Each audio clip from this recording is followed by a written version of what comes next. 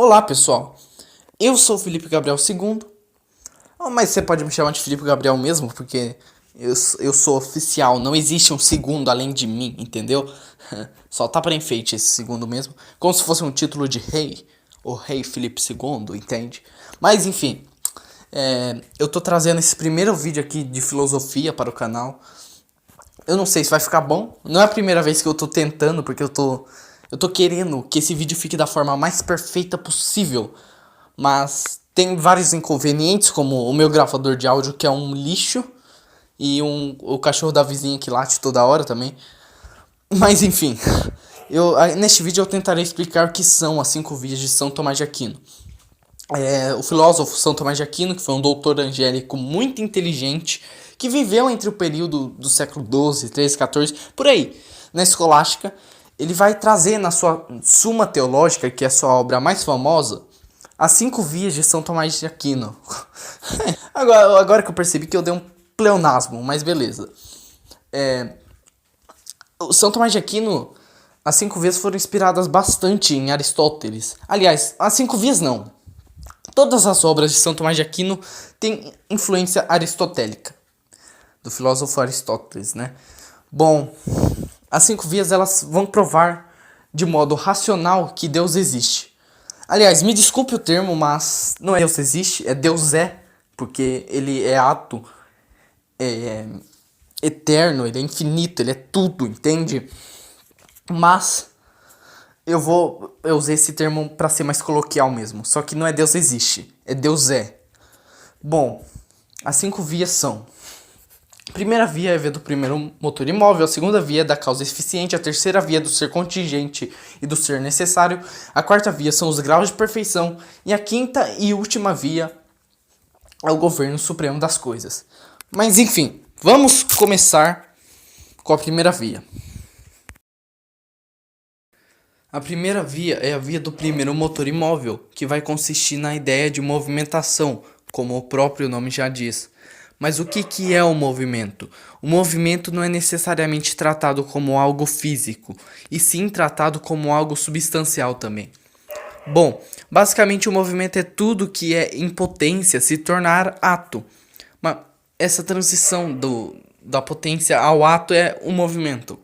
Mas o que é potência e ato, você me pergunta? Ato é tudo aquilo que já é. Potência é tudo aquilo que pode vir a ser. Então nós temos que deixar claro essa ideia de movimento e ato e potência para entender melhor a primeira via, que é bem simples.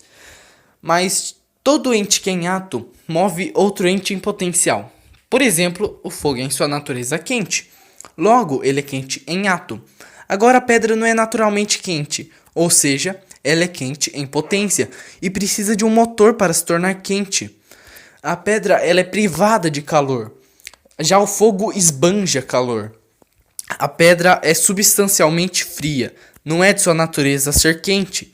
Ela precisa passar por um processo de movimento para se tornar quente, no qual ela seria esquentada por algo que já é quente em ato, tipo fogo, que não vai ter a privação do calor e vai tornar a pedra que vai passar de potência ao ato. Ou seja, ele vai tornar a pedra quente. Aí a pedra vai deixar de ter a ideia que ela é privada de calor, porque ela vai ser esquentada por algo que já já é quente em ato, já tem calor, entende? E vai ser essa a ideia de movimento. O fogo ele é quente em ato, logo ele não pode ser quente em potência. Tudo que é ato não pode ser potência. Por exemplo, uma porta aberta. Uma porta aberta, ela é aberta em ato. Ela não pode ser aberta em potência, porque ela já está aberta. Para ela ser aberta em potência, ela precisaria ser uma porta fechada, que não é o caso. Ou seja, uma porta aberta é aberta em potência e não pode... Aliás, é aberta em ato e não pode ser aberta em potência, porque ato e potência são ideias opostas. Se tudo tem um motor antecedente e nada pode se mover sozinho, mas você fala, meu corpo se move sozinho. Não, o que move teu corpo é a tua alma. Então nós concluímos que não existe nada que seja automotor. Tudo tem que anteceder de um movimento. Mas como eu estava falando, se tudo tem um motor antecedente e nada pode se mover sozinho, numa regressão ao infinito tem que haver um primeiro motor imóvel, pois se não existisse um primeiro motor, por consequência não haveria nenhum outro. E se esse primeiro motor não fosse móvel, ele estaria sendo movido por algo. E não seria o primeiro motor, e nem seria imóvel. Ora, o primeiro motor ele tem que ser livre de privações, ele tem que ser a perfeição em si. Ele tem que ser ato puro. E o primeiro motor vai dar a continuidade para que os outros motores existam. Ou seja, o primeiro motor ele vai mover todos os outros motores. É aquilo que nós chamamos de Deus. A segunda via é a via da causa eficiente. É a via que eu considero mais importante, porque ela leva a todas as outras vias. É a via basicamente fundamental. Mas por que São Tomás de Aquino coloca o primeiro motor imóvel como a primeira via? Porque ela é muito mais fácil de entender. Ela é bem básica. E essa via da causa eficiente, ela vai consistir em todas as outras vias. Bom, mas o que é uma causa? Uma causa é a matéria da forma. O que é matéria e a forma? Matéria é a potência do ser substancial. E forma é o ser substancial. Ser substancial é o ser em essência. E todo efeito tem uma causa e toda causa tem um efeito. É recíproco. A causa por si não pode ser eficiente a si própria, pois seria anterior a si mesma, sendo algo ilógico. É impossível regredir ao infinito, pois a primeira causa resulta nas causas intermediárias, assim resultando também na causa última. Por exemplo, eu estou resfriado. Eu não estou resfriado, é só um exemplo mesmo, né? Não sejamos imbecis de não entender. Mas o que causou o meu resfriado? O que é a matéria? O que gerou o meu resfriado? Bom, foi a chuva, porque eu andei na chuva, fiquei resfriado que nem tonto e me fudi. O que é a causa da chuva? A nuvem. O que é a causa da nuvem? O vapor. O que é a causa do vapor? É o calor. O que é a causa do calor? É o sol.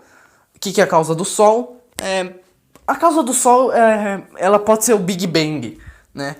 Não podemos afirmar nada, mas os ateus têm que entender também que o Big Bang ele não é a primeira causa, porque o Big Bang ele surgiu do nada. Então tem que ter uma causa antecedente, uma causa eficiente a ele. Por exemplo, Deus. Deus criou o Big Bang, Deus gerou o Big Bang. É o efeito da causa.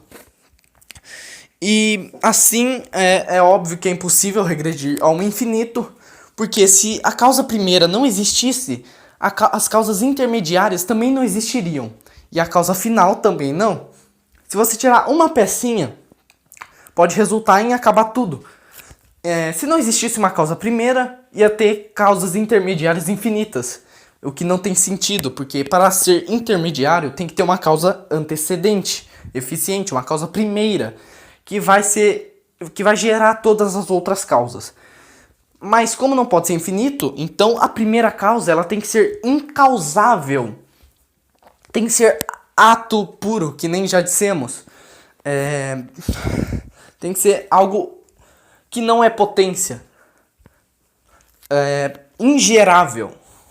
A primeira causa ela vai causar todas as outras causas, que são os efeitos da primeira causa, mas ela não tem uma causa porque ela é eterna. Bom, e assim nós vemos que é óbvio que se a primeira causa não existisse, ia resultar em causas intermediárias infinitas, no qual não podem existir, porque necessitariam de uma primeira causa. Então, a primeira causa é incausável e é aquilo que nós chamamos de Deus. A terceira via é a via do ser contingente e do ser necessário. Mas o que é contingente e necessário? Bom, necessário não é uma condição, não, tá? Tipo, é necessário se alimentar para sobreviver. Não. Necessário é aquilo que é impossível não ser. Nunca não foi. Sempre existiu. Agora, contingente é o que, em que algum momento não existiu. Então, vemos que certas coisas podem ser ou não, podendo ser geradas e corrompidas. Ora, é impossível existirem sempre seres com tais naturezas, pois o que pode existir algum tempo não existiu. O que não existe passa a existir por meio de algo que já existe. Ora, nenhum ente existindo, é impossível que algum comece a existir. Portanto, nada existiria. Logo, nem todos os seres são contingentes. Um deles tem que ser necessário, porque todos os seres contingentes, eles são seres que podem não existir. Eles, em algum momento, eles não existiram porque eles não precisam existir. Eles não são necessários. Por exemplo, eu não preciso existir para que as outras pessoas existam também, mas tem que ter um ser necessário que vai gerar toda a existência da humanidade, dos entes, de tudo. Tudo que é ser vivo é um ente. E os ser vivos, eles têm essa característica contingente que em algum momento eles deixaram de existir. Se em algum momento deixaram de existir, então em algum momento não existia ente sobre a face da Terra. Então isso implica que tem que ter um ser que é necessário, na qual vai gerar toda a existência dos seres contingentes. Por isso é chamado de necessário. E esse ser é o que nós chamamos de Deus. A quarta via é a via dos graus de perfeição, porque tudo no mundo tem certos atributos, como bondade, sabedoria, nobreza, enfim. E é necessário que exista algo que seja esses graus, só que ao extremo. Por quê? Se a primeira coisa fosse imperfeita, iria faltar algo nela. E só poderíamos dizer que falta algo nela se existisse a forma perfeita dela para dizer que algo falta. É a ideia de privação. Tudo que é imperfeito é derivado de algo perfeito. Por isso deve existir um ser infinito, nobilíssimo, ótimo, bondosíssimo. Mas a ideia de perfeição, ela não é necessariamente características boas apenas. Pode ser uma ação. Por que uma ação? Tipo o fogo. O fogo maximamente quente, ele deriva o fogo mais quente. O fogo mais quente se aproxima mais do maximamente quente do que um fogo mais ou menos quente. E é basicamente isso. A gente não pode pegar uma ideia de que algo não existe se temos derivações das mesmas características. Então, se existe algo bom, deve existir algo bom ao extremo, bondosíssimo, infinitamente bom. Porque se não existisse, não teríamos a ideia do que é bom e do que não é. Então, portanto, há algo verdadeiríssimo, ótimo e nobilíssimo. Logo, há um ser que é a causa de toda a verdade e perfeição em tudo que existe. Porque esse ser, ele tem que derivar dos outros graus de perfeição, melhor dizendo.